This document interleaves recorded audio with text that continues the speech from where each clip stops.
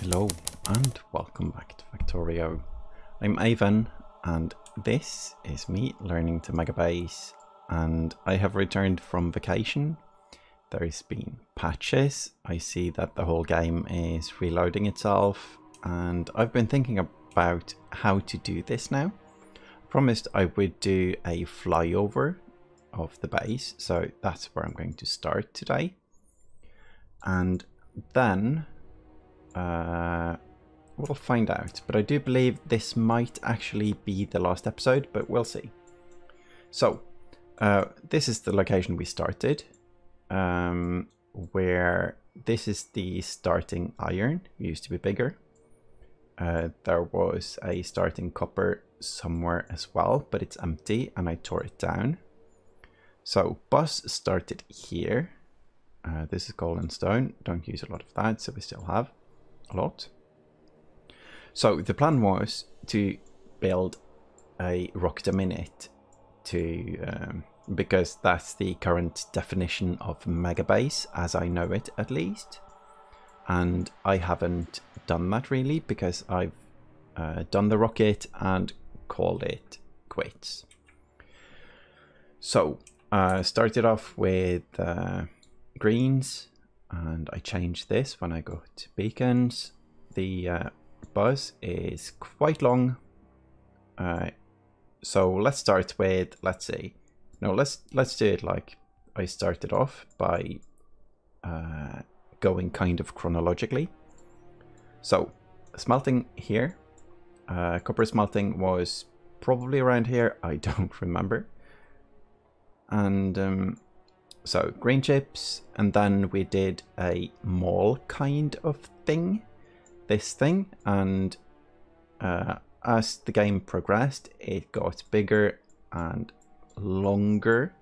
So here's where we have the main products of the base, and it's been very useful. It doesn't matter if it's very long when we get to the logistic systems, because the bots deliver everything anyway.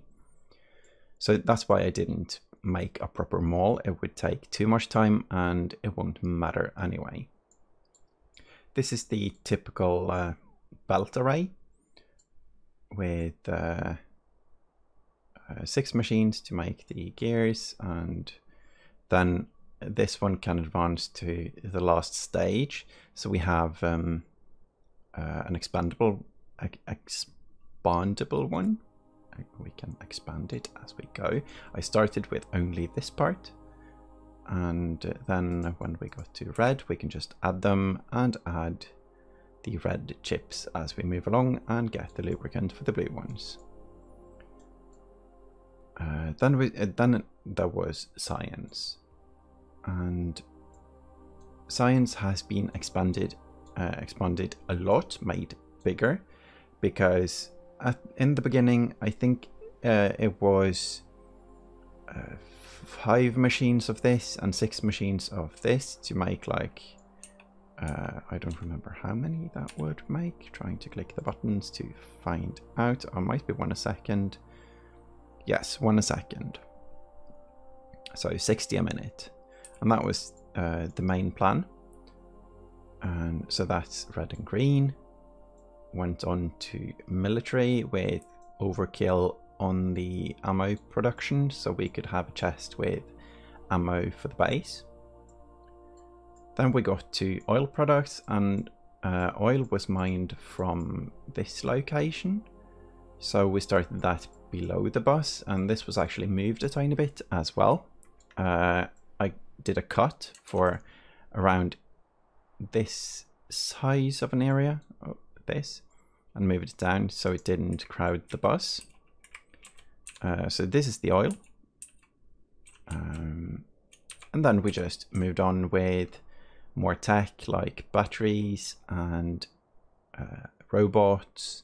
Here we added the lasers because it's close to the batteries, some power as well, and the accumulators, because as you can see from all the solar fields, most of the base was powered by it for a very long time. Oh, and we had a vector attack. Oh, and the tracks are destroyed. doesn't really matter. We don't have any trains going there anyway. And then it's red chips, which we expanded and made beaconable. We have blue science, which we expanded and beaconed it up a lot to make 1,000 a minute. That would be the goal, kind of. So at least 15 a second, which is 900 a minute. If I am counting correctly, I believe I am. So blues, engines, more robot things for more science. Up. And then we have more science. We have, this one has been all important. It is the module maker. And this one is also expanded as we got more blues and red chips. And we tried to do nuclear power. So this is the setup for nuclear power and train parts and trains. And then space science at the end here. Now, the nuclear thing was a big test. So it seems to work quite well, but there are better designs, definitely. So that's something what's going on here? That's random. You working at like low capacity. Probably something to do with the steam and the not having enough of it, I bet. It's funny that it goes. Yeah. Anyway, and then we have the CoverX here. Just needed one because we have so much nuclear fuel going on. So that's not an issue at all. We still have like all of the mines as well. So this one just kept running until it filled a box, and then I manually moved a bit and it's fine. Also started building a new one up here that's completely messed up because I didn't take into account needing to have power poles for these. So while it looks beautiful and it should save space, it's not connected to the electricity network. So the band-aid someone suggested, which was a really good solution, was to add a couple of substations in between here.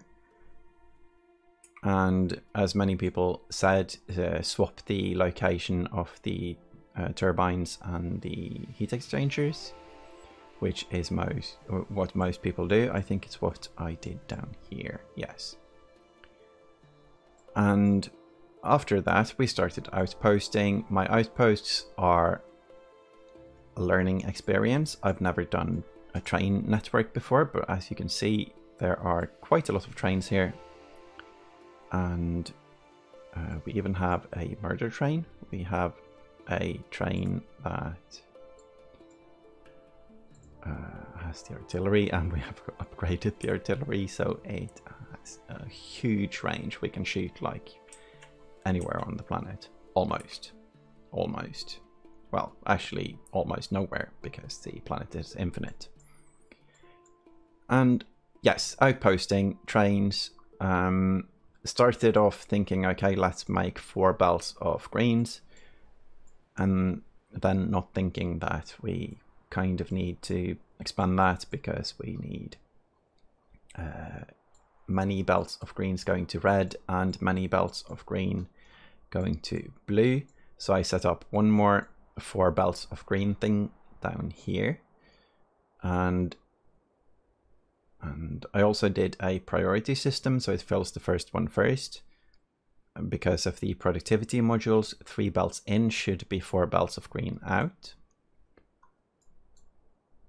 We also did some smelting around outposts. This is the new iron outpost, where we had a few raids and I need to stop by to repair stuff. Big iron patch here and here, so it seems nice. This one isn't as big, no. And we set up an oil base, big one, and it's making solid fuel. I think this one shouldn't make much. I don't remember the logics to it, but I think it only adds solid fuel from petroleum when we have more than enough. We also have sulfuric acid. Well, we also have sulfuric acid not being made apparently, because biters probably.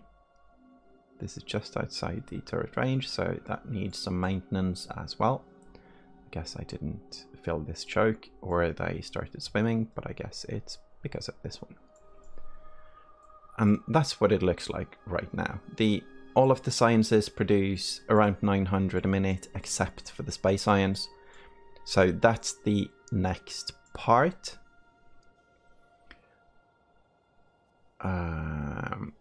But I think that's going to be a pain in the ass, and we need to move everything and outpost it. So, and while I was away on vacation, it's been like 2 months since the last episode. They have patched the game quite a lot. They changed oil. It does look like all of the oil is functioning still. So I guess the main part of the oil change was the first part of the oil. So not this one, but the basic oil processing. There we go. It only makes petroleum now, so it's a lot easier to get into. Then again, I can see new people having one input crude oil and one output petroleum. They probably won't plan for having 3 outputs and water in as well, so I guess a lot of people have to tear down everything with oil to upgrade it to advanced. So I guess for people who have done this a couple of times before, they will build it like this, even if there's only one output. But I might be wrong. And I believe that's it. We have like a small stone outpost here, stone and bricks. And that is my base. This is episode, I believe, 70 something, 72, I think. And it's been an amazing ride. It's been a great game to play. It's been so much fun to see how the trains actually work. I have started a blueprint library. It's still tiny, and I made it on the fly. So I'm very happy with my solar array. It looks amazing, and the ratio is spot on. I think many people are a tiny bit annoyed because these ones aren't symmetrical, but when I made it, I planned it to be smaller and tileable, so like only 1/4, I guess. Yeah, this one is my solar array base, so rotating and placing them in 4s shifts it like that, but I like this design. The other parts of the blueprint library is like smelters and rails. I like the rails, extremely basic ones. If you've followed this series, you've seen me use these a lot. The diagonal one, horizontal one, and the crossing. And that's the only things I have there, I believe. Let's see. Diggy machines. Sure. Solar array. This is a green chip maker with beacons. Looks cool. And then we have red with room for beacons and chips. So I think of the early smelters and red belt and steel. Okay, so it's just to speed up stuff. The main part, I guess, is the miner and the solar arrays, because that doesn't really need much changing, and the rails. Now, so even if the goal was Megabase, I feel like I've reached it-ish. The only thing missing is the space science, and I've learned so much, so I'm going to do another series of Factorio at some point, and then I'm going to do it thinking end goal from the very beginning. I believe I'm not going to make science on the bus. It's probably going to be outposted, all of them. I kind of grew more fond of outposts as I went along, because the train stations are both fun to make, and the trains have such a nice throughput, and when you learn to do rails properly and not like this kind of rail, then it's quite efficient as well, and not like this. No. And the other thing I learned is to maybe not have the whole map in one logistic network, because it takes a while for the bots to move around, and sometimes when they move long distance without having any charging port, I believe this place was the problem, big one, but I have placed charging ports along the route now. But I didn't have these when building stuff here, so they were just stuck out here in limbo and crawling around, and they didn't have a very good time. So with that, I think it's time to leave this map. It has been so much fun, and thank you everyone for following this journey with me, and I hope you tune in for the next one as well. That will happen at some point in the future. I'm not sure if it's going to be a modded playthrough or if it's going to be a vanilla one. Depends on how many changes there are to the game. I'm going to look into it, and I hope you all enjoyed this spaghetti, of course, because there has been quite a lot of spaghetti going on, but if we zoom out far enough, it looks quite nice, I think. And then we have some loops and stuff like that when we zoom in. Anyway, thank you all for watching, and I hope to see you in the next series. Bye bye.